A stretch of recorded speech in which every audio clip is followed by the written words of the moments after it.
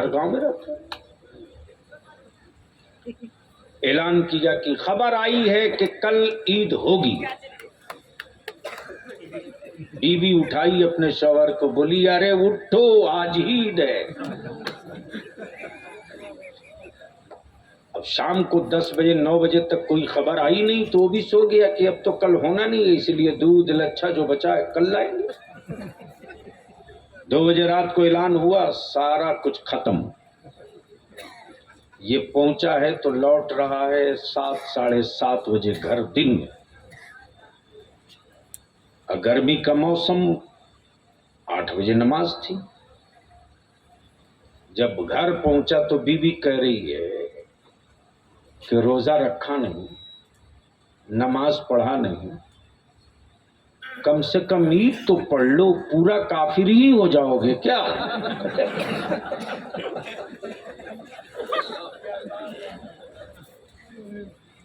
अब ये बेचारा जल्दी जल्दी दाएं बाएं मारा, 2-4 लोटा पानी बाल्टी से उड़ेला। न उसको गुस्ल का फर्ज मालूम न वाजिब मालूम, बस पानी मारा और सीधे चला। और जब चला तो पैजामा की नाड़ी बांधे जा रहा, चिल्लाए जा रहा। हाफिज शिवली साहब ईदगाह में खड़े हैं, अब जमात खड़ी होने वाली है। दूर से आवाज देके कहते, क्या हजरत, आपको तो मालूम है हम हमेशा आते नहीं।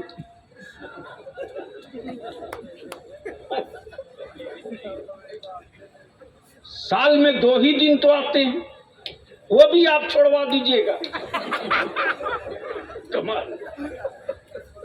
मातम कर मुसलमान, मातम कर, मातम कर। ईमान वाला तो रोजे के लिए तड़पता है रे। अगर आंख में रोशनी बाकी है तो बरकतें देख मेरे अल्लाह की। एक गरीब सोच नहीं सकता है कि इफ्तार में हमें हमारे दस्तरखान पर क्या होगा। गरीब से गरीब, बहुत गरीब, लेकिन मेरे अल्लाह ने क्या इनाम दिया है साहब कि जब रोजेदार दरवाजे पर बैठ जाता है तो इफ्तार पर उसकी नजर कम रहती है, गुजरने वालों पर ज्यादा रहती है। काश कोई ऐसा रोजेदार मिल जाता जिसके साथ में बैठकर इफ्तार कर लेता। बता मुझको, एक ही प्लेट इफ्तार है और एक के बजाय कई इफ्तार कर लिए और किसी को भी एहसास न हुआ कि हमने कम खाया। ये बरकत नहीं तो क्या है? इसलिए मेरे अजीज, वक्त ज्यादा हो गया है, बस मैं आखिरी इल्तिजा करूं, आखिरी इल्तिजा करूं। आबादी बड़ी है, आबादी बड़ी है। आबादी के जिम्मेदारों से मैं हाथ जोड़ के विनती करके कहूंगा, सुन लीजिए। आपके बलियावी की ना आवाज कभी दबी है, न बलियावी की आवाज कभी दब सकती है।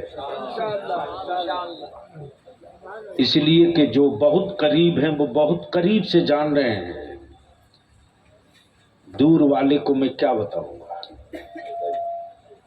और बहुत करीब से जानना हो तो भाई सबलू खान से जान लीजिएगा।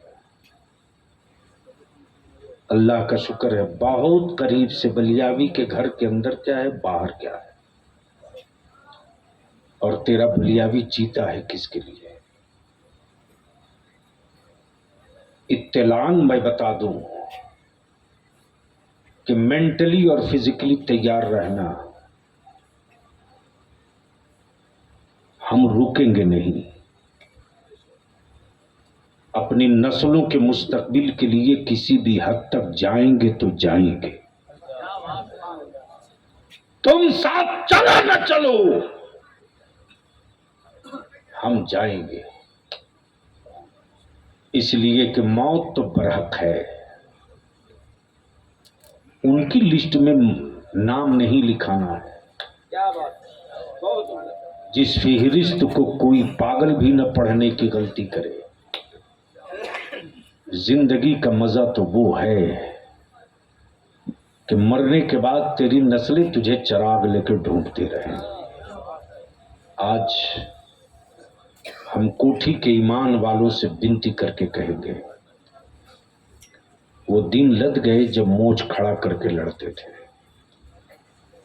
वो दिन लौट गए। सर बचाने की बात करो, मोछें सलामत रहेंगी। और सर उसी वक्त तेरा सलामत रहेगा जब तेरी औलादों के हाथ में पावर का कलम रहेगा।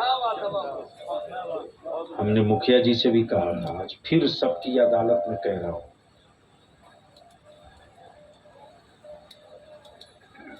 जान के दुश्मन से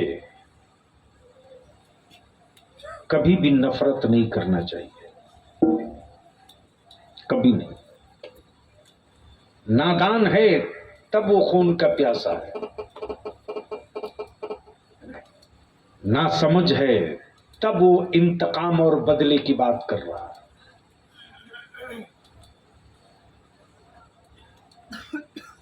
उसको दिमाग से निकाल दीजिए।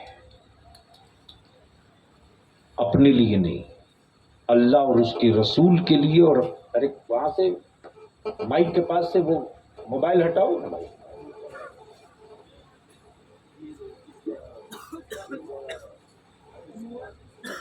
किसी का मोबाइल है जो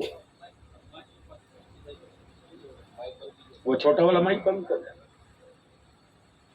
मैं ये अर्ज कर रहा हूं, सर जोड़कर बैठिए, बैठिए, वरना आने वाली औलादें आपको अच्छे नामों से नहीं याद करेंगी।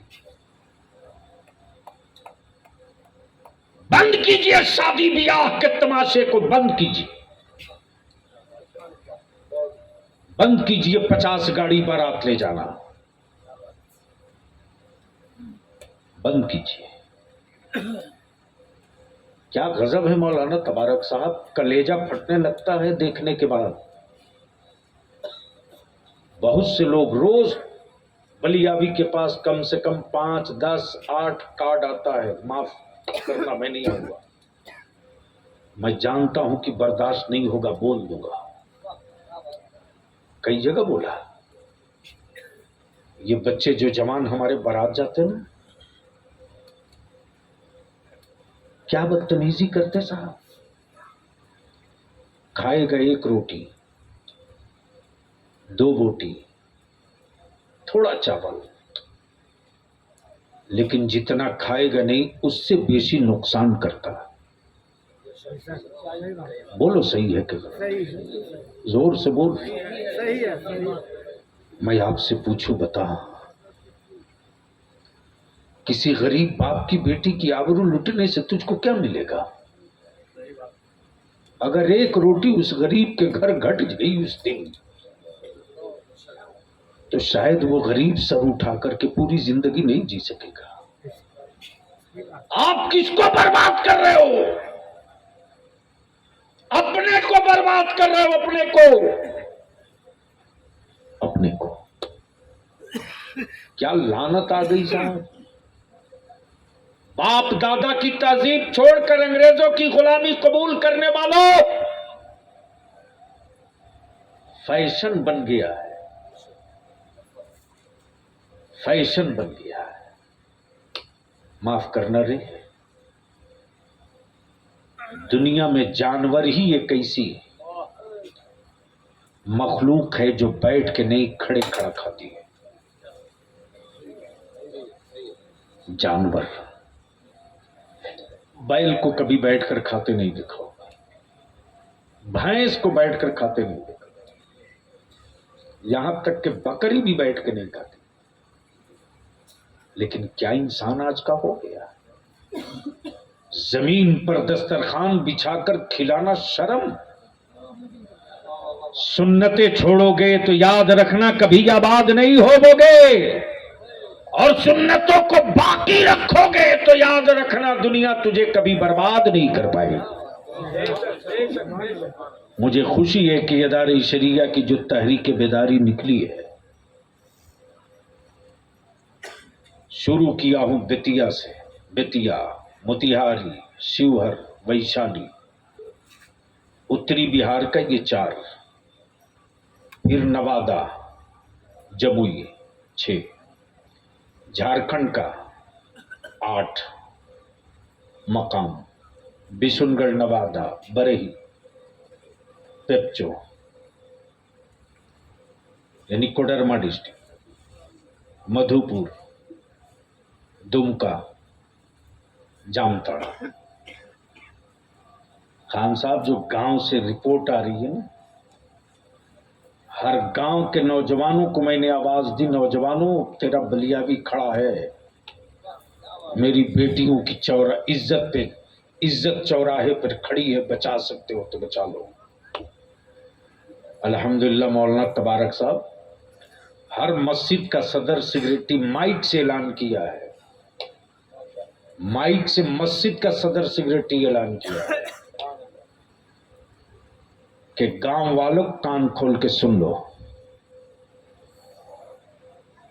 मेरे गांव में अगर कोई बारात, डीजे, बाजा, पटाखा, आतिशबाजी, डांस के साथ दाखिल होगी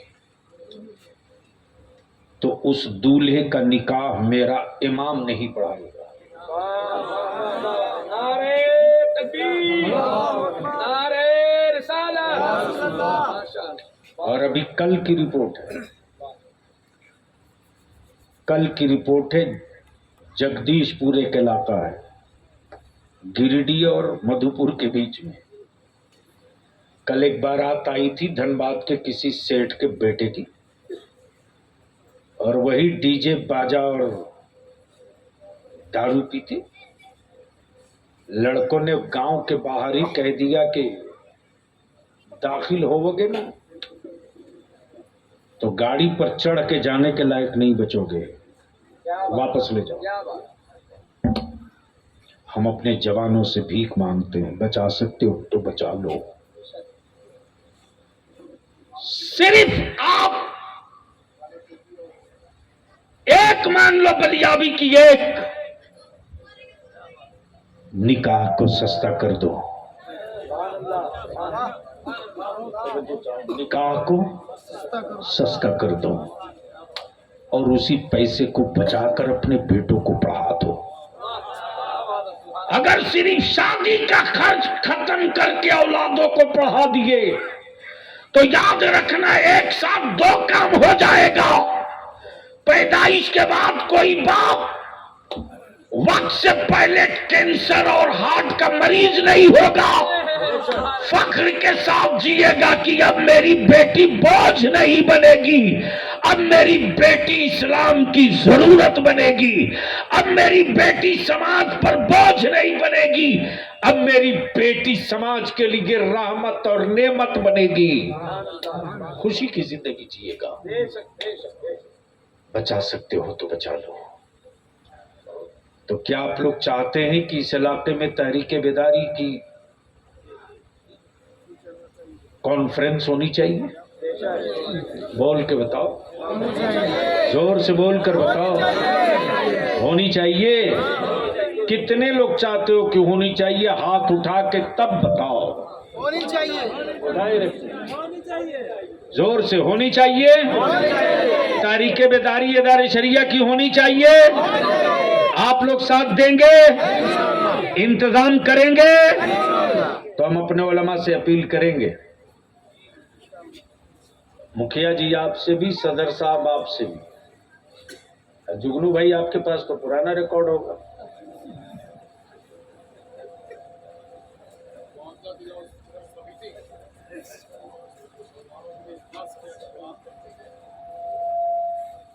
अब तो दिक्कत यह है कि दुश्मनों से ही मुआवजा मांगते रहे ना, हम नहीं चाह रहे हैं कि उधर जाएं। याद होगा कि कातिलों को हटाने के लिए बलियावी ने अपना सर हथेली पे लिया था ना, लेकिन बलियावी अभी कमजोर नहीं है। आप लोगों का हाथ पीठ पर है ना।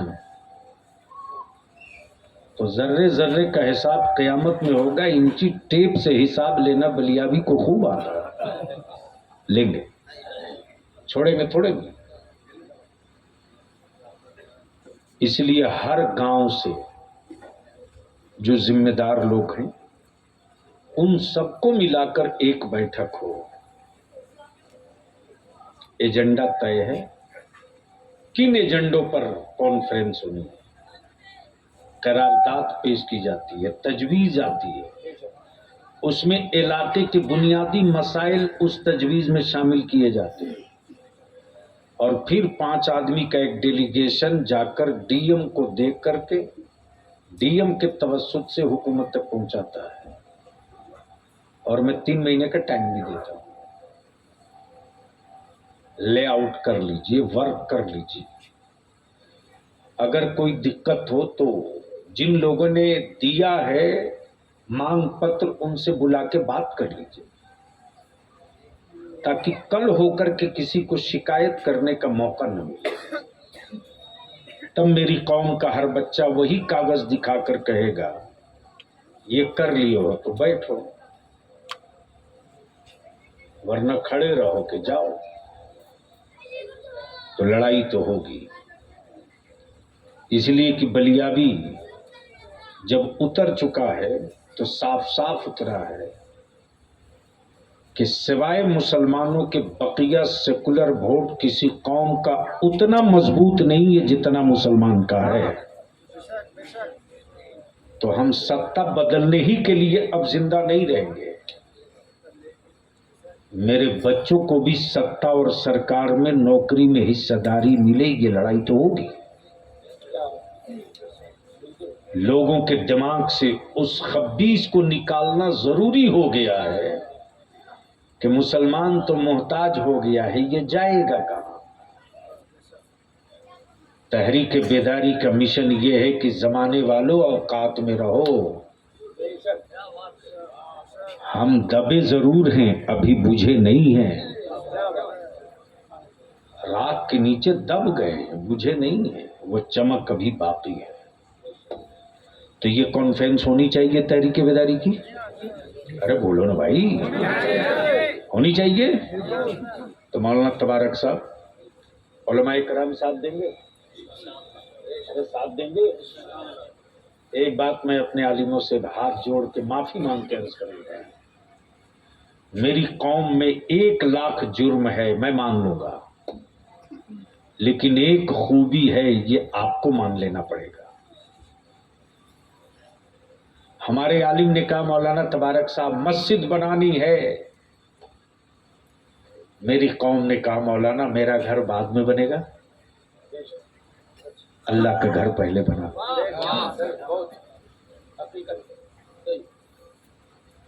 मौलाना मैंने देखा है, मेरे साथ बीता है। इसी समस्तीपुर में पिछले इसी साल कड़ाके की ठंड थी, लगता था नसों का खून जम जाएगा, इतनी छोटी महफिल थी। कुछ लड़कों ने कहा हज़रत गांव में मस्जिद नहीं है, हमारे टोला से दूर है, हम लोगों ने तय किया है मस्जिद के लिए। मैंने कहा बेटा जमीन कहाँ, ये जमीन है 2.5 कट्ठा जमीन थी, देखा। मैंने कहा ला ईंट ला। जैसे ही मैंने आवाज दी मस्जिद के लिए, एक जवान खड़ा हुआ, बोला हज़रत मेरा घर बन रहा है, सेंटिंग लग गई है, हम 20 दिन नहीं 2 महीना बाद ढलवा लेंगे। मेरे यहाँ जितना भी सीमेंट बालू गिट्टी है सब सुबह मंगवा लीजिए, मस्जिद में काम लगा दीजिए। मैं कैसे भूल जाऊं मौलाना, कैसे भूल जाऊं। मेरे आलिम ने कहा मदरसा बनाना है, मेरी कौम के बच्चों ने कहा मौलाना मेरे बेटे 2 रोटी कम खा लेंगे, रसूलुल्लाह का घर बना लीजिए। कहां मेरी कौम ने हमको तन्हा छोड़ा है साहब। कौम मेरी जरूरत पूरी कर सकती है, मेरी लालच पूरी नहीं कर सकती। कौम मेरी जरूरत पूरी कर सकती है, मेरी लालच पूरी नहीं कर सकती। और इससे भी आप नहीं इनकार कर सकते हो कि गांव में आज भी एक मजदूर की मजदूरी कम से कम 400 रुपया है। तो 30 दिन का जोड़ लो, 12,000। लेकिन आज भी बहुत सारी आबादियां ऐसी हैं जहां मेरे इमाम को 3,000 5,000 लोग देते हैं, एक मजदूर की मजदूरी से भी कम। क्या कभी आपने सोचा बाप जांकनी के आलम में हो तो सूरे यासीन यही आलिम पढ़ने जाए है? अल्लाह के वास्ते अपने बेटे और बेटियों का मोबाइल चेक करो, वरना तकरीरें होती रहेंगी, असर कुछ नहीं होगा। हद तो ये हो गई है मौलाना कि अब घर की बेटियां महफूज नहीं रह गई मोबाइल के डब्बे से। रात को 12 बजे 1 बजे 2 बजे तक बेटियां मोबाइल में लगी हैं। किसी बाप की औकात नहीं जो अपनी बेटी का मोबाइल चेक कर सके। रात को 2 बजे 2:30 बजे तक हमारे बच्चे, मुसलमानों के लड़के मोबाइल के डब्बे में लगे हैं। दे दीजिए कि तुमने ग्रेजुएशन कर लिया है, वीडियो को एक एप्लीकेशन लिख, एप्लीकेशन लिखने की औकात नहीं।